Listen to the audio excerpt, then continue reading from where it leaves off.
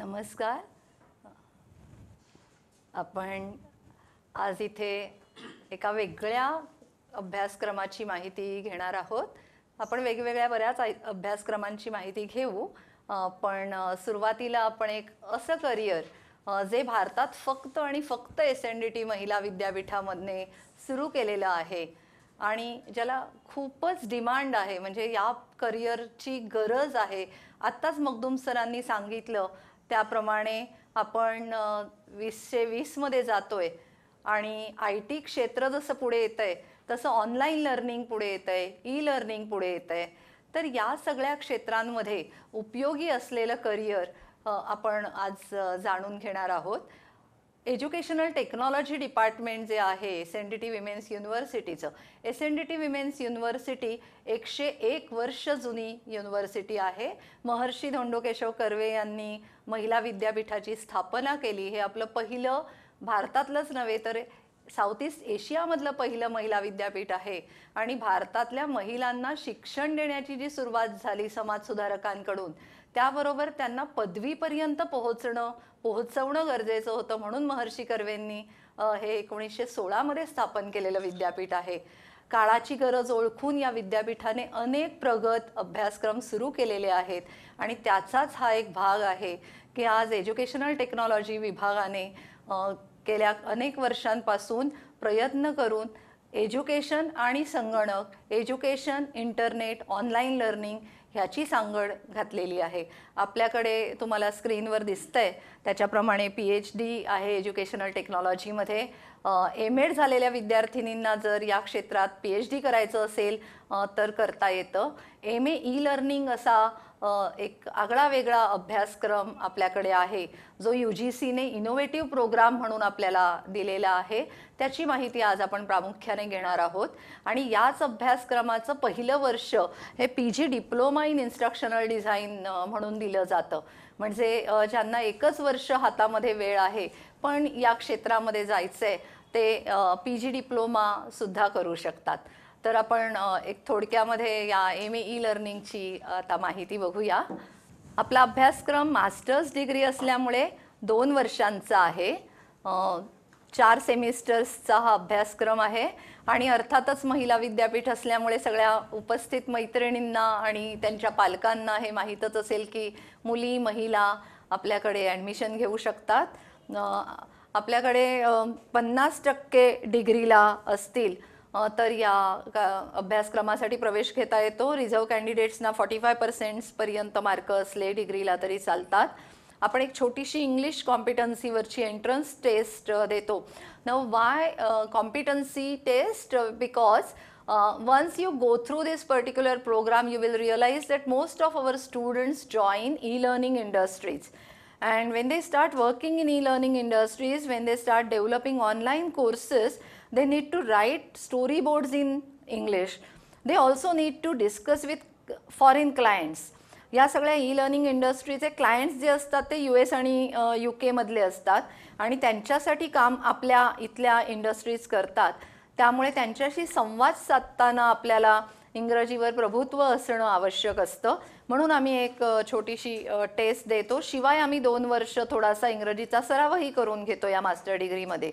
पण basic knowledge आहे की नाही इंग्रजीचं, ग्रामरचं हे पाहण्यासाठी ही टेस्ट आहे.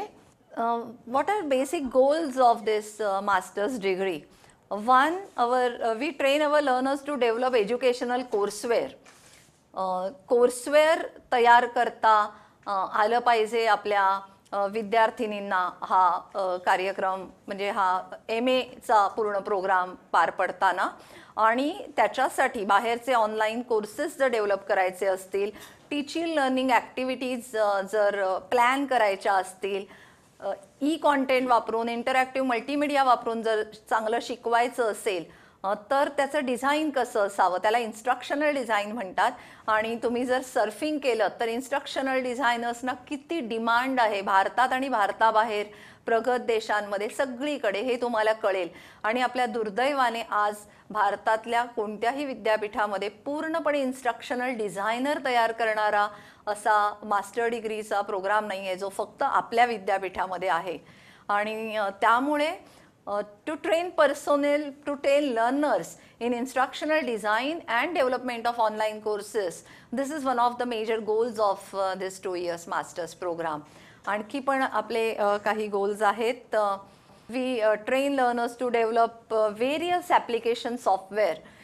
इफेक्टिव्ह एज्युकेशनल एन्व्हायरमेंट क्रिएट करायचं असेल चांगल्या प्रकारचं तर खूप सारी आता टूल्स आहेत, सॉफ्टवेअर आहेत, ज्याची माहिती आपण ह्या MA ई लर्निंगमध्ये घेतो. आणि MA ई लर्निंगच्या विद्यार्थिनी ई लर्निंग क्षेत्रामध्ये रिसर्चही करतात. मग अशी म्हटलं तसं PhD इन एज्युकेशनल टेक्नॉलॉजी आपल्याकडे आहे आणि PhD करायचं असेल तर रिसर्च बॅकग्राऊंड स्ट्रॉंग पाहिजे. तुम्हाला ऐकायला आनंद होईल की SNDT महिला विद्यापीठाच्या सगळ्या मास्टर डिग्री कोर्सेसमध्ये आपण रिसर्च कंपोनंट आणलेला आहे. कारण MA केलं, MSc केलं, MCOM केलं की लगेच आपल्याला PhD करता येतं. तर त्याची बॅकग्राऊंड आमच्याकडे तयार होते मास्टर डिग्री घेतानाच. कोर्स स्ट्रक्चर असं आहे. If you know about credit system, now in India all masters degrees, graduate degrees are credit based. So that we stand properly in international scenario. International विद्यापीठांमध्ये किंवा international jobs अनेक ठिकाणी आज तुमचे mark नाही तर क्रेडिट्स बघितले जातात. आपला हा 80 क्रेडिट्सचा कोर्स आहे. 4 credits is equal to 100 marks. So every semester we learn 5 papers, that is 5 courses. आपल्या साध्या भाषेत बोलायचं तर 100 मार्काचे 5 पेपर्स. आणि तिसऱ्या आणि चौथ्या सेमिस्टरला मिळून आपला रिसर्च पेपर आहे 100 मार्काचा. एक पूर्ण वर्ष मिळून मुली रिसर्च करतात छान ई लर्निंग क्षेत्रामध्ये. And we also have internship. पुढे आपण इंटर्नशिपची छान माहिती घेणार आहोत. पण चौथ्या सेमिस्टरला इंटर्नशिप आहे जवळजवळ 6 आठवडे. हे एक स्ट्रक्चर बघून घ्या. 80 क्रेडिट्स, 100 मार्क्स, 4 क्रेडिटचे 5 कोर्सेस, 3rd आणि 4th सेमिस्टरला रिसर्च आणि 4th सेमिस्टरला इंटर्नशिप. असा 80 क्रेडिटचा आपला हा प्रोग्राम आहे, मास्टर डिग्री आहे. कोणकोणते कोर्सेस आपण शिकतो. Educational technology is a vast field. जिथे जिथे शिक्षण, ट्रेनिंग, टीचिंग ते इफेक्टिव्ह करणं, त्यासाठी वेगवेगळ्या इनोव्हेटिव्ह मेथड्स कशा असतात, वेगवेगळी माध्यमं कशी वापरता येतात, हे सगळं एज्युकेशनल टेक्नॉलॉजीमध्ये कळतं. आणि त्यासाठी कोणत्याही लर्नरची सायकोलॉजी माहीत असावी लागते. लर्निंग प्रोसेस कशी चालते याचं ज्ञान असावं लागतं. तर learner and process of learning आपण समजून घेतो. मग तो ॲडल्ट असेल, आपल्याला ट्रेनिंग वर्कशॉप घ्यायचं असेल इंडस्ट्रीमध्ये. आमच्या मुली जेव्हा इंडस्ट्रीत जातात तेव्हा त्या ट्रेनिंग देतात प्रत्येक वेगवेगळ्या क्षेत्रातल्या लोकांना आणि त्या त्या कंपनीच्या ट्रेनिंग प्रोग्राम्सचंही त्या आयोजन करतात, प्लॅनिंग करतात. त्यामुळे हा विषय आहे. मी तुम्हाला इन्स्ट्रक्शनल डिझाईन विषयी म्हटलं. इन्स्ट्रक्शनल सिस्टीम्स डिझाईन आज खूप मोठा सब्जेक्ट आहे. भारताबाहेर सगळ्या विद्यापीठांमध्ये फक्त इन्स्ट्रक्शनल डिझाईनमधल्या मास्टर्स डिग्री आहेत. तर तो आपण विषय इथे शिकवतो. डिस्टन्स लर्निंग कसं करायचं, ओपन लर्निंग कसं करायचं, फ्लेक्झिबल डिस्टन्स लर्निंग कसं असेल, ह्याच्या पुढच्या सेशनमध्ये तुम्हाला आमच्या डिस्टन्स लर्निंगविषयी माहिती मिळणार आहे. तर डिस्टन्स लर्निंग करायचं असेल किंवा तुम्हाला Indira Gandhi national open university, YCMOU या ओपन युनिव्हर्सिटीज माहिती असतील, तिथलं काम कसं चालतं, त्याचं साहित्य कसं करायचं, हे सगळं आम्ही या MA ई लर्निंगमध्ये शिकवतो. बेसिक इन्फॉर्मेशन टेक्नॉलॉजी आपण शिकवतो. आमच्याकडे अशा काही महिला पण येतात, म्हणजे 35 वर्षाच्या महिला पण आमच्या विद्यार्थिनी असतात आणि त्या म्हणतात की आता मी शिक्षण घेऊन बरेच वर्ष झाली, मला हे जमेल ना, मी हल्ली कम्प्युटर वापरत नाही, मला येत नाही फारसं. तर आम्ही फर्स्ट सेमिस्टरलाच बेसिक्स ऑफ इन्फॉर्मेशन टेक्नॉलॉजी शिकवून टाकतो आणि इतक्या त्या कम्प्युटर निष्णात होतात की शेवटच्या सेमिस्टरला त्या पूर्णपणे इंटरनेटवर, वेबसाईटवर स्वतःचा पोर्टफोलिओ, स्वतःची वेबसाईट तयार करू शकतात. ऑनलाईन लर्निंग कसं असतं, ब्लेंडेड लर्निंग म्हणजे वर्गामध्ये फक्त ॲक्टिव्हिटीज करायच्या, कॉन्टेंट सगळा म्हणजे मटेरियल सगळं वाचून यायचं, बघून यायचं, हे कसं करायचं हे आम्ही शिकवतो. रिसर्च मेथडॉलॉजी मी तुम्हाला सांगितलं. OER म्हणजे ओपन एज्युकेशन रिसोर्सेस. आज भारतामध्ये आणि जगभर मुक्त शिक्षणासाठी सगळ्यांना शिक्षण मिळावं, शिक्षणाचा नवीन विषय समजून घेण्याचा अधिकार सर्वांना आहे. त्यामुळे मटेरियल विकत देऊ नका. आता वेबसाईटवर ओपन सोर्समध्ये ते मटेरियल ठेवा, ओपन रिसोर्स म्हणून ठेवा अशी मुवमेंट जगभर चालू आहे, हे कसं तयार करायचं हे आपण या कोर्समध्ये शिकतो. इंटरॅक्टिव्ह मल्टीमीडिया कसा डेव्हलप करायचा, म्हणजे लहान मुलं असोत किंवा मोठी माणसं असोत, मल्टीमीडिया, ॲनिमेशन्स, गेम्स या माध्यमातून आपल्याला शिकायला हल्ली आवडतं आणि मुलांना याच माध्यमातून शिकायचं असतं. मोठमोठे ट्रेनिंग प्रोग्राम्स कंपन्यांचे अशा प्रकारच्या ट्रेनिंग पॅकेजेसमधून चालतात. आता वर्गात समोरासमोर बसून शिकायला लोकांना वेळ नसतो, तर हे मटेरियल कसं डेव्हलप करायचं हे आम्ही MAE लर्निंगमध्ये शिकवतो. त्यासाठी तुम्हाला छान ग्राफिक्सचा, व्हिज्युअल्सचा सेन्सही असावा लागतो, रंगसंगती चांगली कळावी लागते. त्यासाठी व्हिज्युअल कम्युनिकेशन हा विषय आम्ही शिकवतो. वेगवेगळी वेब ॲप्लिकेशन्स, मी मगाशी म्हटलं तसं वेबसाईट आपल्याला तयार करायची असेल, आपला स्वतःचा पोर्टफोलिओ तयार करायचा असेल, तर वेब ॲप्लिकेशन आपण शिकवतो इथे. आमच्या विद्यार्थिनी जेव्हा लर्निंग कंपनीजमध्ये जातात तेव्हा कालांतराने त्या मॅनेजरियल लेवलवर जातात, त्या लीड बनतात. त्यांना लीड इन्स्ट्रक्शनल डिझाईन असं म्हटलं जातं, डिझायनर असं म्हटलं जातं, आणि मोठमोठे प्रोजेक्ट्स त्या हाताळायला लागतात. म्हणून मग आम्ही प्रोजेक्ट मॅनेजमेंट पण आपल्या मास्टर डिग्रीमध्ये शिकवतो. तुम्ही बघितलं तर ब्लेंडेड लर्निंग, एक्सप्लोरेटरी अप्रोच ही आपली शिक्षणाची, अभ्यासाची पद्धत आहे. म्हणजे आम्ही इथे कसं शिकवतो. मगाशी म्हटलं तसं आमच्या लर्निंग मॅनेजमेंट सिस्टीमवरून ही एक वेबसाईट, वेबवर असलेलं पोर्टल असतं, ज्याच्यावर आम्ही खूप सारं साहित्य अपलोड करतो. विद्यार्थिनी ते वाचतात आणि वर्गात तुम्ही या फोटोंमध्ये बघत असाल तर मुली एकत्र बसून खूप छान कामं करतात. कधी त्या कम्प्युटरवर बसतात, कधी एकत्र वेगवेगळ्या साधनांच्या सहाय्याने त्या चर्चा करतात. त्या खूप सारी सॉफ्टवेअर स्वतः एक्सप्लोअर करतात. That's why this approach is exploratory approach. त्यांना आम्ही एकच सॉफ्टवेअर शिकवून कंपन्यांमध्ये पाठवत नाही. They can search, explore and use many other software. For example, graphic design करायचं असेल, नॉट नेसेसरी त्यांच्या कंपनीमध्ये कोरल ड्रॉज वापरलं जाईल किंवा फोटोशॉप वापरलं जाईल. जिम्प नावाचं पण सॉफ्टवेअर आहे, तर जिम्प, कोरल ड्रॉ, फोटोशॉप अशी वेगवेगळी सॉफ्टवेअर आम्ही हे शिकवतो आणि मुली त्याच्यापेक्षा आणखीन 10 सॉफ्टवेअर स्वतः शोधून आम्हाला सांगतात की आता आम्हाला हे येतंय, ते येतंय. ह्या पद्धतीला फ्लिप क्लासरूम म्हटलं जातं. तुम्ही फ्लिप क्लासरूम विषयी आता जर ऐकलं असेल की विद्यार्थिनींना वर्गात लेक्चर्स जोडायची नाहीत, तासनतास शिक्षक काय बोलतोय ते ऐकत बसायचं, म्हणजे कंटाळा येतो. तुमचा आजवरचा अनुभव असेल, मध्ये झोप लागते, मध्ये भूक लागते, लक्षात राहत नाही शिक्षक बोलतायत ते परीक्षेच्या वेळेला. त्यामुळे मुली स्वतः आपल्याकडे कामं करतात आणि शिक्षकांचं सहाय्य त्याच्यामध्ये मिळतं. कोऑपरेटिव्ह लर्निंग आपण खूप वापरतो. एकमेकींना मदत करणं हा आपला मूलमंत्र आहे आपल्या विभागाचा. मुली खूप सारी ग्रुप प्रेझेंटेशन्स करतात. They go for individual projects also. They themselves conduct workshops because they know many innovative methods, innovative tools. They conduct workshops for outsiders. म्हणजे त्यांच्यावर वर्कशॉप होतातच, पण आमच्या मुली बाहेर BEdच्या स्टुडंट्सना किंवा इतर काही विद्यार्थिनींना जाऊन वेगवेगळी कौशल्य शिकवतात. आमच्या स्टुडंट्सना तुम्ही वर्गाची रचना, जर तुम्हाला मोबाईलवर थोडा छोटा दिसेल फोटो, पण तुमचा छोटा फोटो बघितला तर मुली बसलेल्या आहेत आणि त्यांच्या पाठीमागे संगणक आहेत सगळे. तर वर्गामध्येच संगणक आहेत, त्या कधीही संगणकावर जाऊन काम करू शकतात, कधी मध्ये येऊन टेबलवर काम करतात. वेगवेगळे केस स्टडी आम्ही त्यांना अभ्यासायला देतो.